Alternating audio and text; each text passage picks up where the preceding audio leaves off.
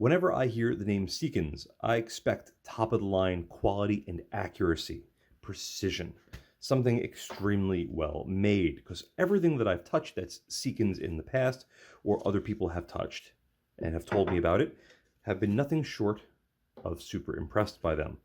This is the MK mount. You can get this in 30, 34 millimeter, a couple of different heights, and a couple of different cant options. This one is set up for 30 millimeter and a 0 MOA cant. Now, before I get into that, I want to tell you all a little story about my Seekins Precision rings. I've had 3 or 4 sets of these over the years, and I absolutely love them. They're fairly small, fairly elegant looking, and very simple. They use the same T25 driver for both the caps and the cross bolts. They're just a no frills, very nice American made set of rings that are fairly affordable, all things considered. So when my friend said, hey, I'm going to send this along with one of my scopes for you to test out, I was very excited because I've never tried out any of their one-piece mounts before. And for under $300, in fact, I think MK Machining has these for around $240, $250 as of right now. I have to say, that's not a bad price at all. But how does this thing stack up against some very stiff competition? Well, right off the bat, its weight seems a little hefty. On my scale, it comes in at 6.8 ounces. The only other precision one-piece mount that I have is this AAD mount that is 35 millimeter with 34 millimeter inserts, and it is a little bit heavier. You can see where all of the extra weight comes in on the AAD mount because the base on this thing is much larger. It's a much chunkier looking mount, but it does have 3 locking lugs on the bottom as well as 4 cross screws, kind of similar with what we see with the Seekins, but a very large contact patch for your rail.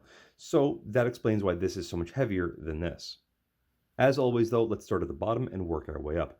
As you can see, we only have these 2 little locking lugs on the bottom.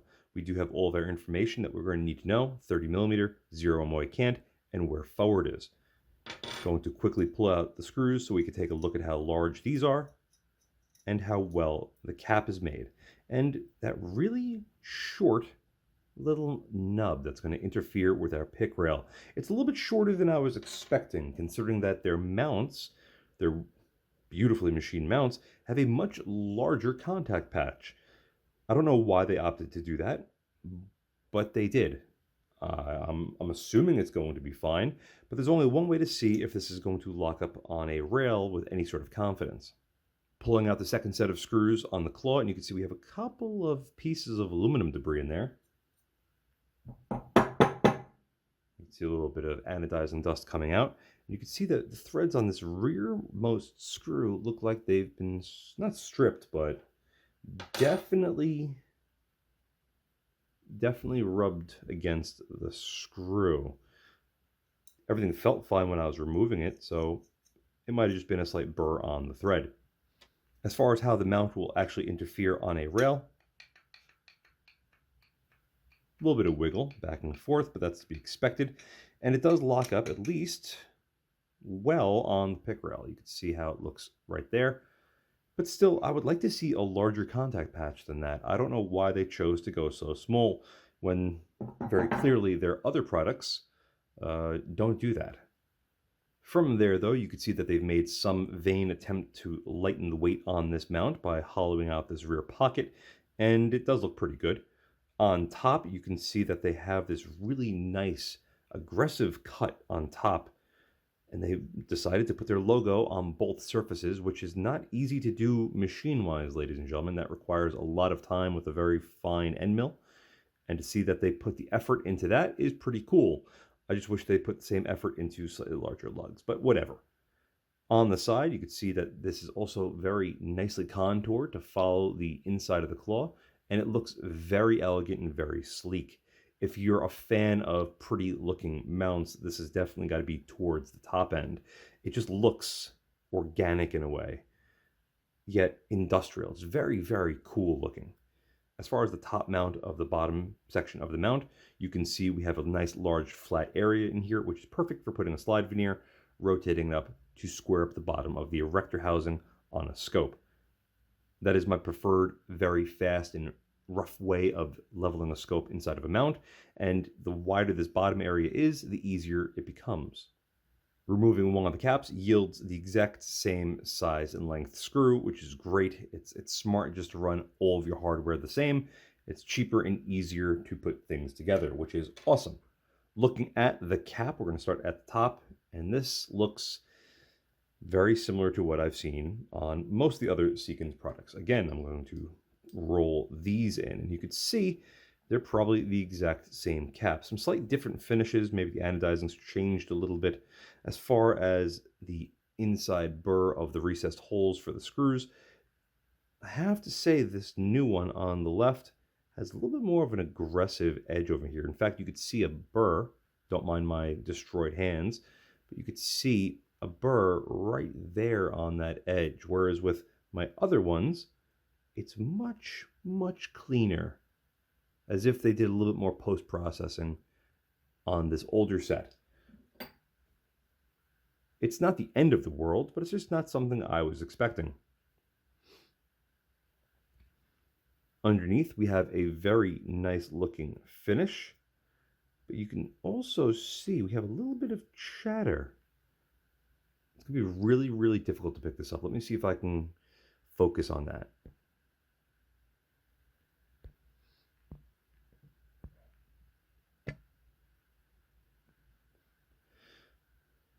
You see the inside of that? You see those diagonal lines? See how they're not there, but yet they're there?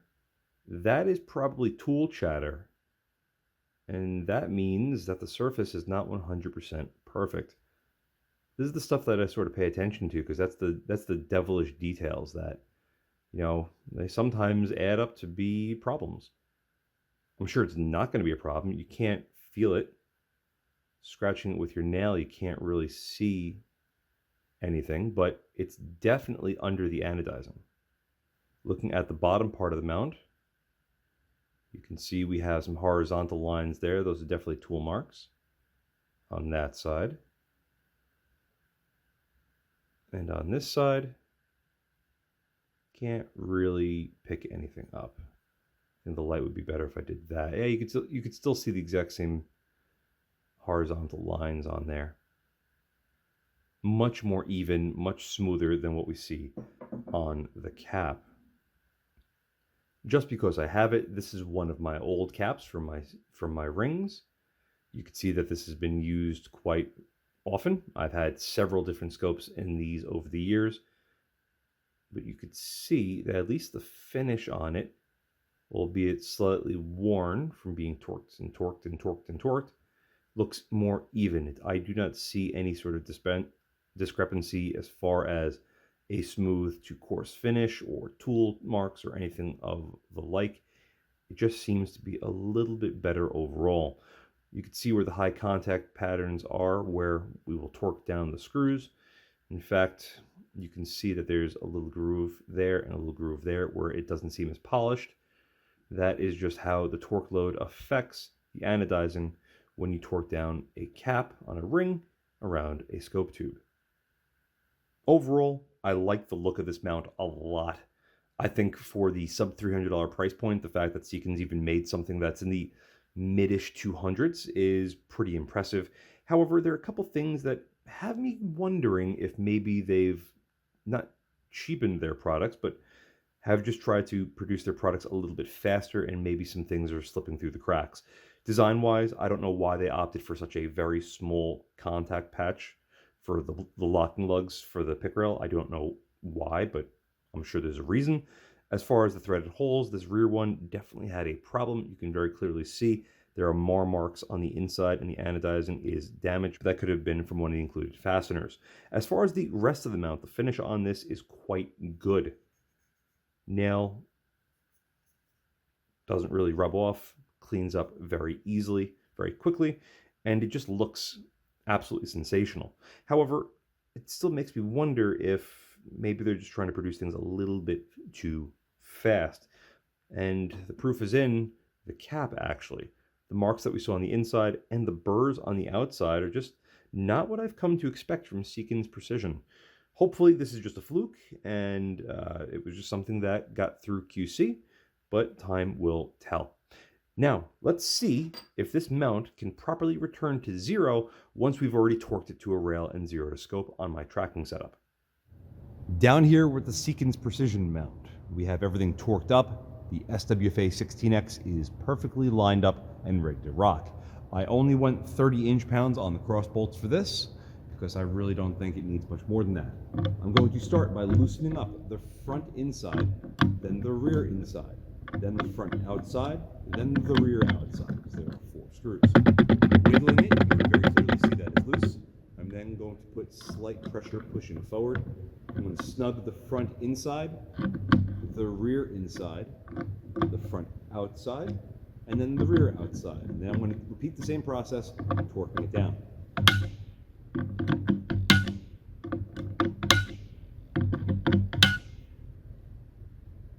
An absolutely perfect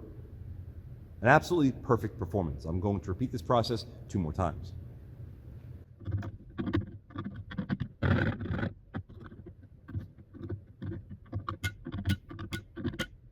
Excellent. One more time for good luck.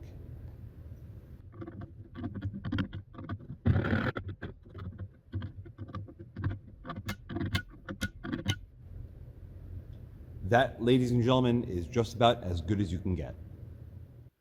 So despite the fact that we have those little 2 locking lugs on the bottom, this thing returns to 0 flawlessly over 3 times. You can see a couple of marks where the high pressure points are, where it interferes with the pick rail, and even on this side where there's no tension going down, we still have some pressure marks on the anodizing, meaning that as this gets torqued, this also has pressure on it, so it's not like it's getting bowed or anything like that. Very impressed with how this thing performed. As far as any markings on the inside, you can see ever so slightly right there. There's a little bit of a high polish mark. Same thing with the rear tube, both on the front and the back side. That's just from where the scope sat in when it got torqued, and those are just the impression marks that it left. Nothing to be overly concerned about. Everything seems pretty even and fairly round. The scope, the SWFA Fix 16, went in fine and torqued down without issue. The mount, there are a couple things that I can critique about it, but its performance versus its price is quite high. The few nitpicks I have are just a couple of minor complaints about overall finish and, just post-processing work.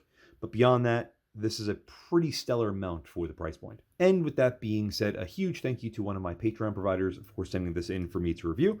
I love getting my hands on stuff like this because, look at it. It's just beautiful. And a huge thank you for all of you for staying tuned. As always, I'll see you again next time.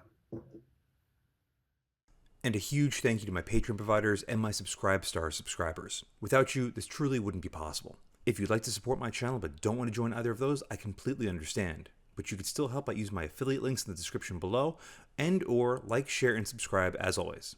Again, thank you very much.